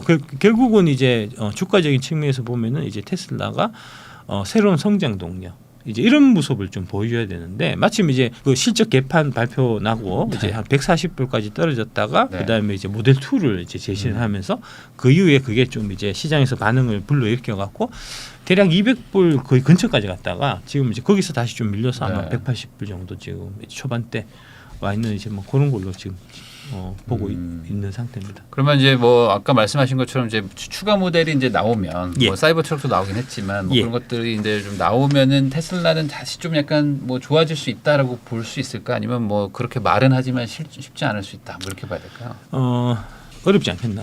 아. 예, 저도 보고요. 아무래도. 조금 더 구체적인 게 나와야 될 것 같아요. 네. 그러니까 기대감은 계속해서 이제 모델 2나 그다음에 이제 로보택시 관련해서 이제 계속 얘기를 하면서 그 기대감으로 주가가 이제 유지가 되고 있긴 한데 사실은 너무 이제 그 일론 머스크의 오랄 이제 그 말로. 예, 말로만 하는 네. 거에 좀 사실은 너무 의존하고 있는 감이 없지 않고요. 네. 구체적인 좀 모습을 좀 보여줄 필요가 있지 않나.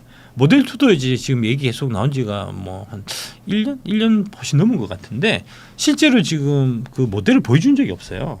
모델 2를. 그러니까 그 투자자한테 이제 모습을 보이고 그다음에 이제 실제적으로 구체적인 스펙, 사양, 가격 이런 부분들을 이제 내 보이고 그게 사람들한테 이건 진짜 되겠네.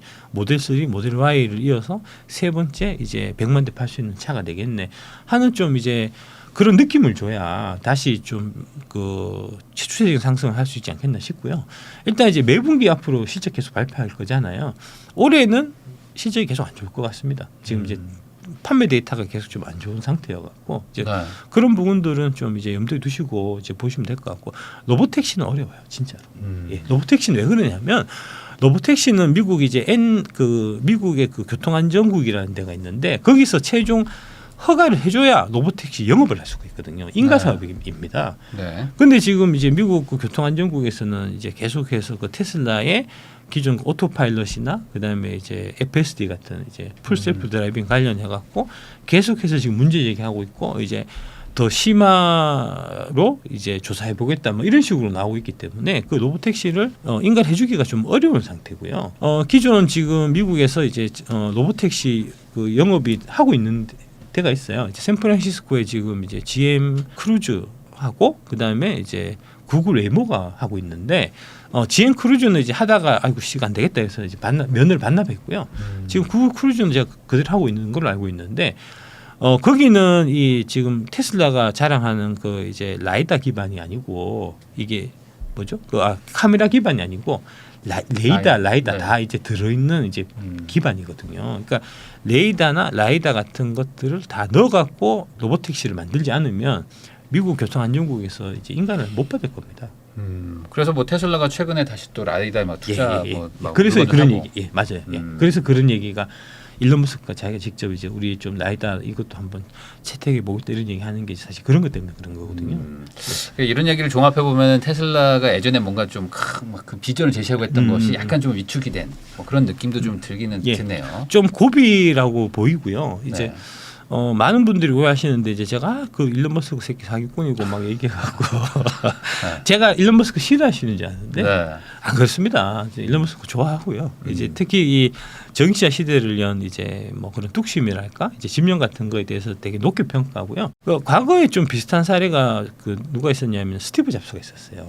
예.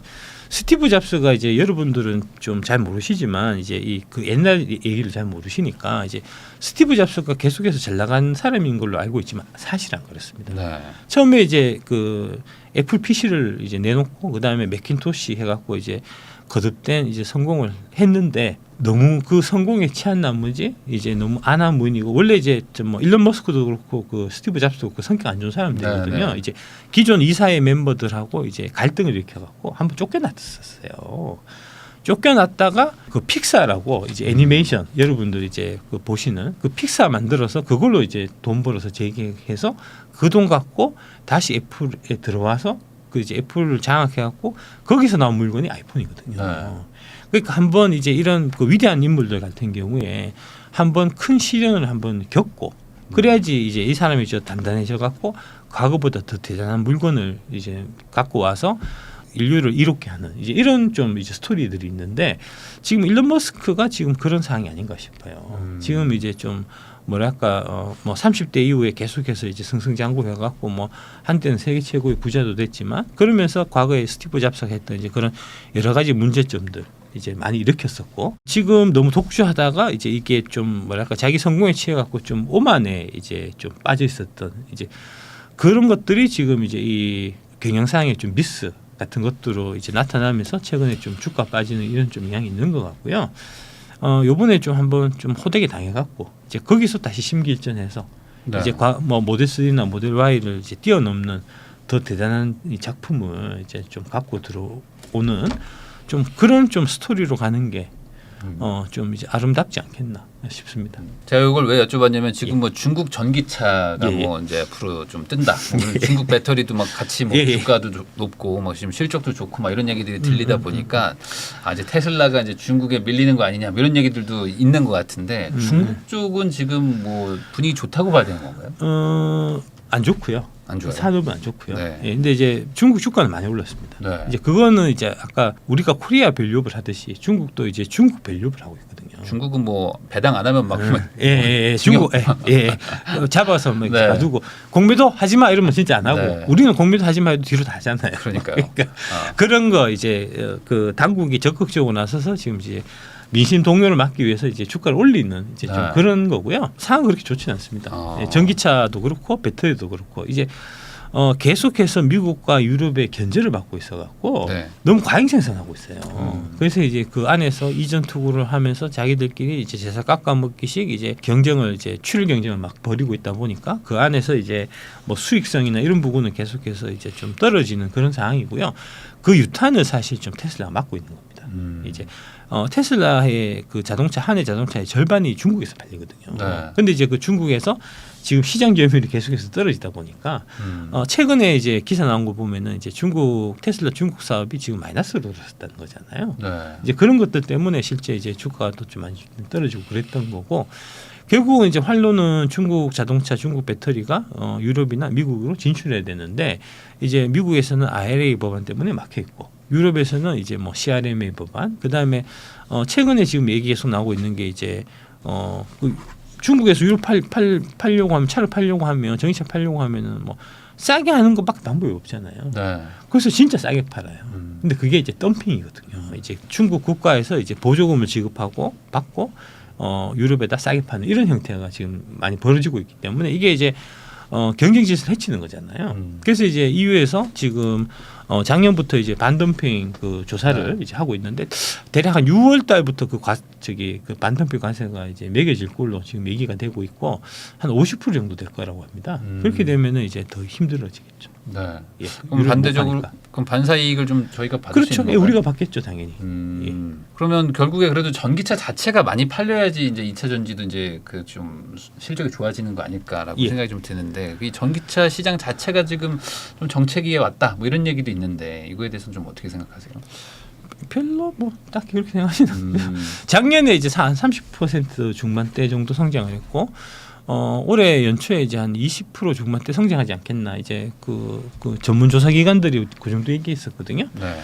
뭐 20% 중반대면 이제 지금 같은 저성장 국면에서 이제 낮은 성장률이라고 보기는 사실 좀 어렵고요. 그 이제 시장별로 사실 상황이 좀 중요한데 우리는 네. 이제 어차피 중국 시장으로는 물건 자체가 안 팔리니까 이제 유럽하고 미국이 얼마나 성장하냐 하는 부분이 상당히 중요한데 연초에 이제 그 시장 조사 기관에서 얘기했을 때 이제 전 세계적으로 20몇 프로 성장하는데 유독 미국은 50% 이상 성장할 거라고 그랬거든요. 네. 우리 배터리의 지금 주력 시장이 타켓이 미국이기 때문에 결국 미국이 50% 성장한다는 게 이제 우리한테는 상당히 뭐랄까 이제 고성장 쪽으로 이제 다가올 수 있는 이제 그런 거였는데. 실제 데이터는 1, 2, 3월 달은 미국이 별로였어요. 근데 그게 이제 다른 이유가 있었던 게 아니고 아까 말씀드렸던 대로 신차가 원래 출시하려고 했었던 게 이제 24년에도 사실 좀 미뤄졌던 네. 그런 것 때문에 그런 거고요. 그게 이제 아까 니리 케이스 지금 이제 사전 예약 받고 있다고 말씀드렸잖아요. 네. 대기를 하고 있단 말입니다. 지금 2, 4분기부터는 하반기 되면은 펑펑 터져갖고 연초에 이제 그 시장 조사 기관에서 이제 예상했듯이. 미국이 50% 올해 진짜 성장한다고 하면 그거는 다 혜택은 이제 대한민국 배터리 회사들이 다 먹는 거니까 괜찮지 않겠나 싶습니다. 그러면은 예전에 추천해 주셨던 종목들을 지금 뭐 다시 뭐 그렇습니다. 추천한다. 예전에 똑같습니다. 예. 좀 바뀐 부분도 8개 있을까요? 중에서 지금 이제 에코프로 BM, LG화학, 그다음에 포스코홀딩스 이렇게 이제 네 종목이 가장 좀 투자 유망한 걸로 저는 보고 있고요. 네. 그 네 종목을 제가 많이 갖고 있습니다. 그렇게는 이제 오히려 지금 이제 실적이 또 다시 좀 좋아질 수 있는 그런 그렇습니다. 여건이 만들어졌기 때문에 예. 그 부분 다시 한번 더 추천한다 예. 이렇게 얘기를 해주셨네요. 그러면 지금 마지막 질문으로 또 요즘 또 현대차도 그렇고 뭐 기아차도 그렇고 지금 실적 되게 좋다 뭐 이런 얘기들이 계속 나오고 있어가지고 뭐 이런 뭐 2차 전지 관심 가지다가 또 이제 현대차 뭐 관심 가지시는 분들도 있을 것 같아서 그것도 한번 나오신 김에 좀 여쭤보겠습니다. 전망 어떨까요? 예, 저는 조금 뭐랄까 좀 보수적으로 볼 필요도 있지 않나 싶은 게 이제 어떤 게 있냐면 23년에 이제 현대 기아차가 되게 영업이익률이 좋았어요. 네. 거의 한 10% 가까이 됐던 걸로 제가 기억하는데. 근데 이제 과거 데이터를 보면 현대차나 기아차가 영업이익률 10% 났던 적이 없습니다. 대략은 한 5% 정도 내외에 보통 나던 회사거든요. 네. 예. 근데 10%가 났다. 그러면 그 이유가 있을 거잖아요. 그 이유를 이제 이렇게 구조적인 이유. 그러니까 이제 현대차나 기아차의 이제 브랜드 파워 네. 이런 부분들이 개선돼서 이제 10% 정도 영업이익률이 난 거면 그러면 그게 계속 유지가 될 건데 그렇지 않고 이제 좀 일시적인 요인 때문에 이제 영업이익률이 반짝 올랐다가 다시 제자리로 간다. 이러면은 좀 이제 뭐랄까 지금 가격도 그렇게 매력적이지는 않을 수가 있는 거니까 이제 그 부분을 좀 유념해서 봐야 될 것 같고요. 어떤 부분을 보셔야 될 거냐 하면 이제 사실은 작년 같은 경우만 해도 이제 현대 기아차가 이제 원래 차 팔 때 딜러 할인 이런 거 많이 주잖아요. 네. 작년에 거의 없었어요. 왜 그러냐면 이제 저 코로나 때 그때 이제 이 자동차용 반도체 쇼티지가 있어갖고 네. 대기 수요가 되게 많았거든요. 그래서 그 대기 수요들을 이제 계속해서 뭐랄까 이제 소화시키던 이제 그런 과정이 있기 때문에 굳이 뭐 할인을 굳이 할인할 없다. 필요가 없던 잘 네. 팔리던 이제 그런 시기였는데 작년 연말부터 이제 얘기가 나온 게 이제 이게 좀 그동안은 공급자 우위 시장이다가 24년부터는 이제 다시 수요자 우위 시장으로 이제 네. 되지 않겠냐 이제 이런 얘기들 그런 우려 같은 것들이 이제 피크아웃 현대차 기아차 피크아웃론 이러면서 얘기가 있었거든요. 이제 그런 부분들 그런 데이터들을 좀 이제 유심히 볼 필요가 있지 않겠나 싶고요. 최근에 보면은 이제 우려했던 것만큼 떨어지고 있는 건 아닌데 실제로 작년보다는 조금 떨어지는 그런 좀 기미는 조금 있는 좀 그런 상황이에요. 좀 뭐랄까 애매모호하고 좀 아사모사하다고 할 수 있는 좀 그런 상황이어갖고 그러니까 주가가 어느 정도 좀 반영이 많이 됐다. 뭐 이렇게 봐야 될까요? 까리합니다. 예. 뭐라고 딱 잘라갖고 애매하다. 애매한 예, 좀 이제 판매 데이터라든지 이제 네. 이런 부분들을 조금 더 이제 좀 추적하면서 이제 좀 신중하게 접근해야 되는 타이밍이 아닌가 그 정도 선으로 말씀드리겠습니다. 또 오랜만에 또 출연해 주셨으니까 예. 또 이제 보고 싶어 하셨던 분들 많으셨을 테니까 그분들한테 조언 한마디 해주시죠.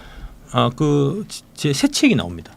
아, 네. 예, 5월 22일인가 하더라고요. 이제 한국경제 그 출판사 쪽에서 이제 네. 나오는데 밸류에이션을 공부하면은 10배 오르는 주식을 살 수 있다. 뭐 네. 제목이 대충 그런 것 같아요. 네. 이제 그 밸류에이션 관련된 책이에요. 그러니까 이제 제가 진짜 지난 30년 제 여의도 이제 경험을 다 녹여갖고 심혈을 기울여서 만든 책인데 이 책이야말로 정말 이제 2만 원 주고 사서 2천만 원, 2억 원의 값어치가 있는 책이 아닌가라고 저는 생각하고 있고 꼭 한번 사보셨으면 좋겠다 하는 말씀드리겠습니다. 네, 또 자세한 내용은 또 책에서 책 나오면 다시 한번 말씀드리겠습니다. 알겠습니다. 네, 지금까지 박순영 작가님과 함께 또 2차 전지 그리고 또 뭐 금투세 뭐 관련해 가지고 또 전반적인 어떤 사회 뭐 어떤 제도까지 이야기를 한번 나눠보는 시간을 가졌는데 뭐 개인적으로 다 의견이 다르실 수는 있겠지만 이런 것들이 또 건전한 또 토론을 통해 가지고 또 조금 더 이제 이 사회를 좀 발전시키는데 도움이 되기를 바라는 마음으로 생각해 주시면 좋을 것 같습니다. 그 말씀에 생각나서 한 말씀. 네. 예. 그 옛날에 그 노무현 대통령께서 이제 그 토론 공화국을 만들고 싶다는 말씀하셨어요. 그래서 실제로 그 참여정부 당시에는 이제 토론 그 방송이 되게 활발했었고요. 네. 이제 그때에 이제 뭐랄까 가장 위상이 높았던 이제 그 대표적인 토론 프로가 지금 MBC 100분 토론이거든요. 네. 그때 이제 그 유시민 지금 이제 전 장관이 아마 그때 그 100분 토론 진행됐었던 것 같고 손석희 네. 이제 기억납니다. JTB 사장이 이제 네. 그 진행 맡기로 했었고 이제 그랬는데 그런 부분들이 좀 다시 살아내야 되지 않겠나. 금투세를 도입했을 때 국가 경제에 어떤 영향이 미치냐.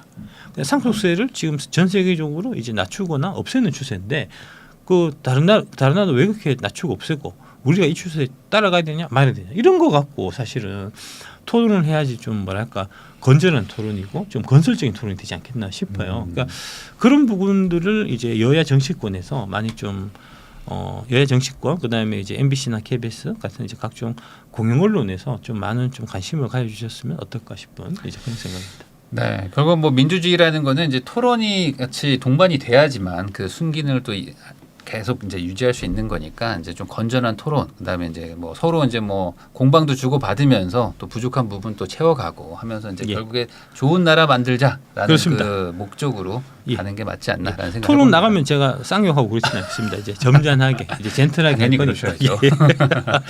네, 다시 한번 귀한 시간 내주셔서 시청해 주셔서 감사하다는 말씀 전하면서 저희도 영상 마무리하도록 하겠습니다. 작가님 오늘 나와주셔서 감사드립니다. 네, 감사합니다.